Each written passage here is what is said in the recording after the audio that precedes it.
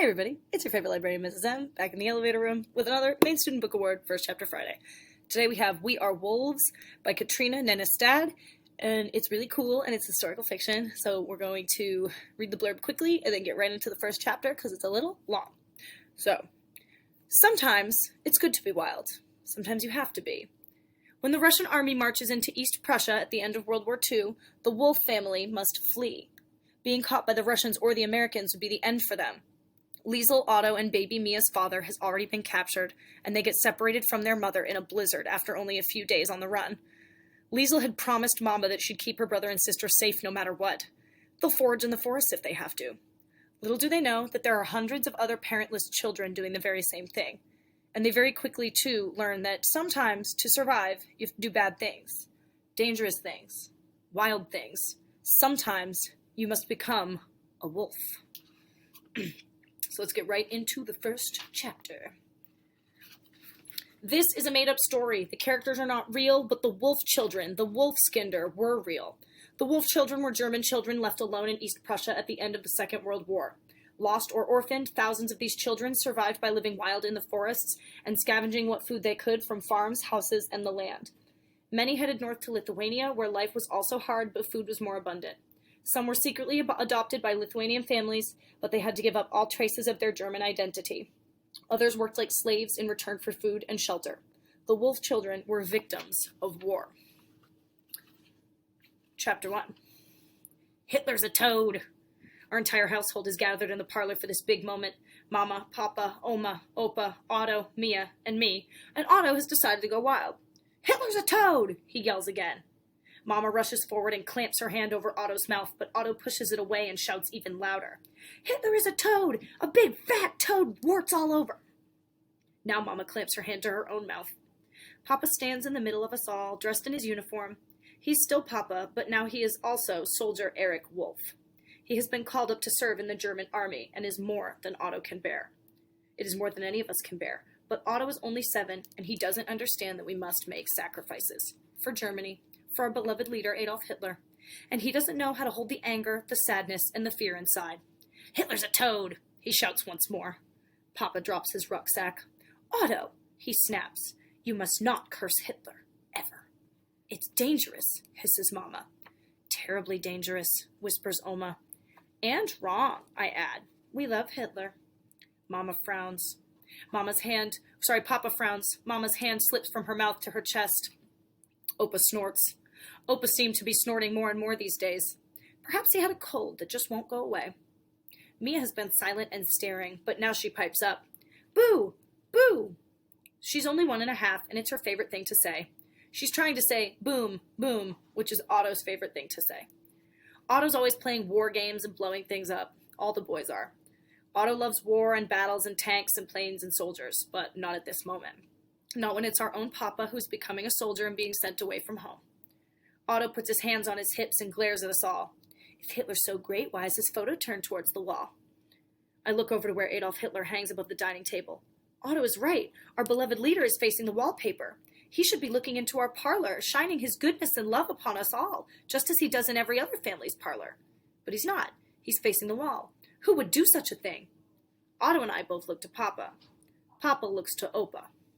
Opa shrugs his bony old shoulders and confesses, I turned Hitler's portrait to the wall. But why? I ask. Because, Opa begins. Mama and Oma glare at him. Because, Opa scratches the back of his neck. Because you children have the worst table manners in all of East Prussia. Otto screws up his nose. Otto, cries Opa, you chew with your mouth open so wide I can see the food all the way down into your stomach. It's a dreadful sight. I do not want our dear beloved leader, Adolf Hitler, to see that. It is bad enough that your Mama and your Oma have to watch it. It's true, says Oma. Your Papa was the same when he was a little boy. Otto blushes, but the corner of his mouth twitches. And Mia, sighs Opa. Oh my, I have never seen a baby rub so much porridge and mashed potato into her hair. Adolf Hitler should not have to watch a beautiful little girl turn herself into something that looks like a pile of pig slops.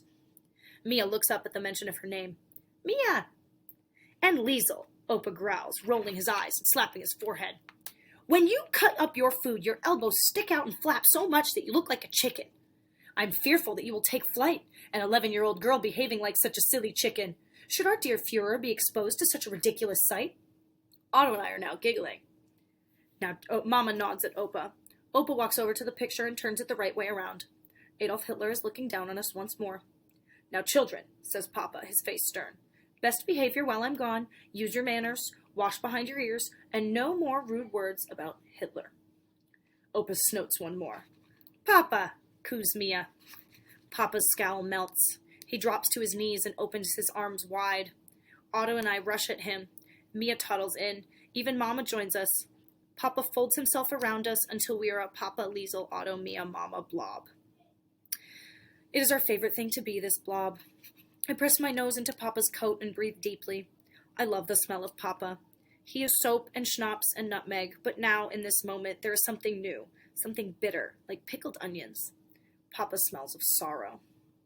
We'll be fine, Papa, I mumble into his chest. We'll be on our best behavior. Yes, Papa, Otto whispers. I won't curse Hitler, and I will chew with my mouth closed from now on. Mia giggles, a bubbly baby giggle that makes me want to join in. But Papa still smells like pickled onions. Please, Papa, I beg, don't be sad. The war will end soon, and you'll come home, and we'll have an enormous party. Yes, yes, Papa agrees. The blob falls apart. Papa kisses Mama on each eyelid. He pecks Oma on the forehead, and last of all, he shakes his father's hand. Opa must feel like that isn't enough, because he reels Papa in by his arm until they're hugging, pressing their cheeks together, their tears mingling. And then Papa is gone. Otto and I run to the window and slip behind the curtains. We lean on the windowsill and watch as Papa walks away down the street. His newly cut hair bristles at the back of his soldier's cap. His right foot drags behind him, catching on the cobblestones.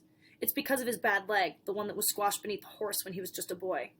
The one that stopped him from being a soldier, until now, October 1944, so many years into the war. Otto leans against me like he always does when he's sad.